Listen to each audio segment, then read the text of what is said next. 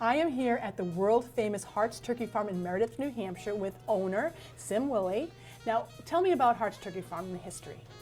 Sure. My grandfather started it back in 1954. I work with my mom, my aunt, my uncles, and I'm third generation. Where our gift shop is presently was a 12-seat restaurant. My grandfather didn't have enough money to have a kitchen, so the kitchen was actually in the old barn behind Hart's, and you would radio up and they'd drive the food down. So we've come a long way. Now, back in the day, you raised your turkeys here? We did, yep. So how many turkeys would you do in the beginning in the season?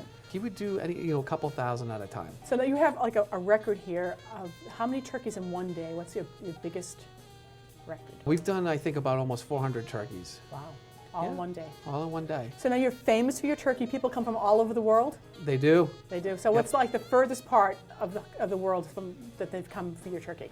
I'd probably say England right now. Yeah? Is kind of where a lot of folks are coming from. Yeah? Yep. Amazing. Now, you don't do just turkey.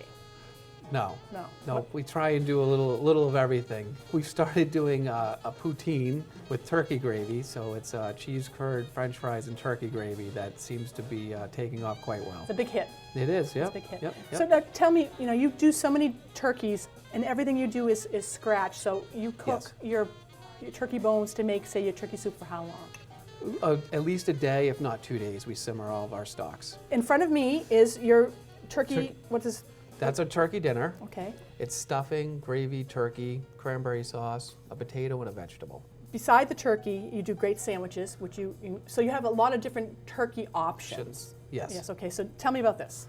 That is we call it a Russ Club after my grandfather, and it's basically a turkey club, and we've added ham to it. So make it a little bit of twist on there. A little bit of twist, yep. And this is one of your steaks. It is. That's one of our fillets. So the fillet we cut here, and we now wrap it in bacon, and then serve it with sautéed onions and mushrooms. And this one has a baked potato, so it looks fantastic. Yes, it does. I'm sure it melts in your mouth.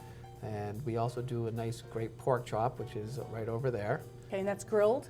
That is grilled, yes. Okay, and it comes with what else do you have on the plate there? That is rice pilaf, and we actually we make our rice with a little bit of turkey stock. Oh, so you do? That's what gives it the flavor that we have, and that's served with some apples. So you would say the menu is really comfort food. It is, absolutely. It is. So people can come here and they feel like they're at home, they're at grandma's house.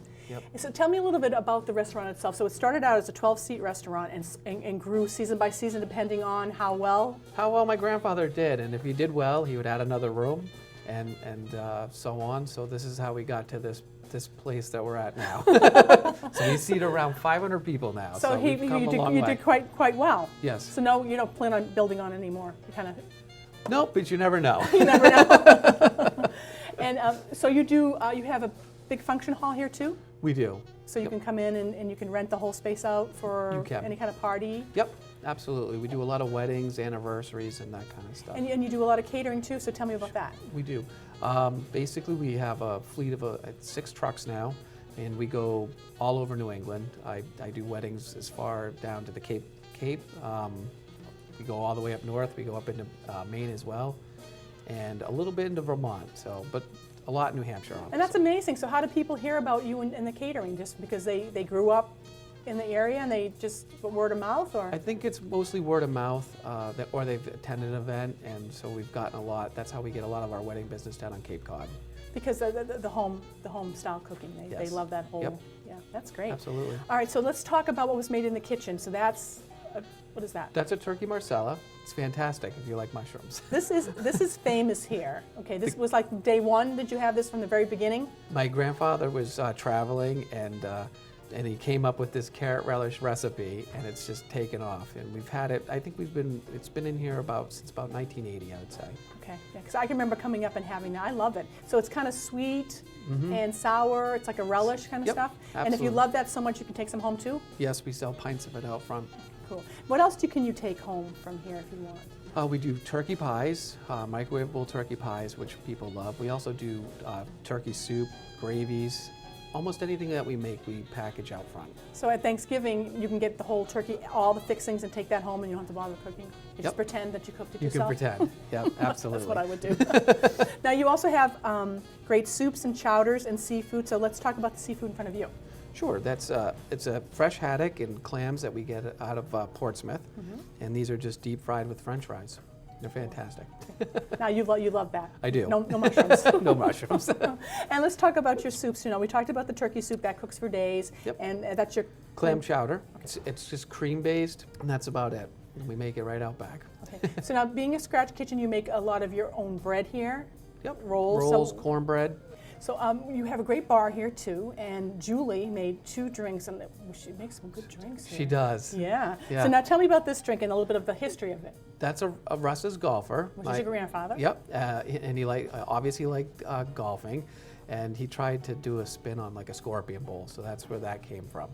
Hi, I'm Julie. I'm one of the bartenders here at Hart's. We're going to start by making a vodka golfer. We're going to use Absolute, 2 ounces, a little bit of pineapple, some orange juice, a little bit of grenadine for color.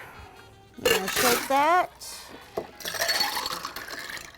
And you're going to top it with some ginger ale.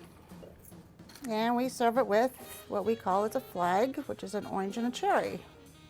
And now in front of you, That's we call it dirty turkey martini. you know, stir it with a turkey leg. No, not yet. But you never know. And that's made with Grey Goose and olive juice. And now we're going to make our dirty turkey martini. Shaker with ice, 4 ounces of vodka, splash of olive juice. Strain it into our chilled martini glass, and we add 2 olives. You'll have to head out here to Hart's Turkey Farm for some delicious turkey and home cooking. So good. Let's have a little toast. Absolutely. Cheers. Cheers. Thank you so much.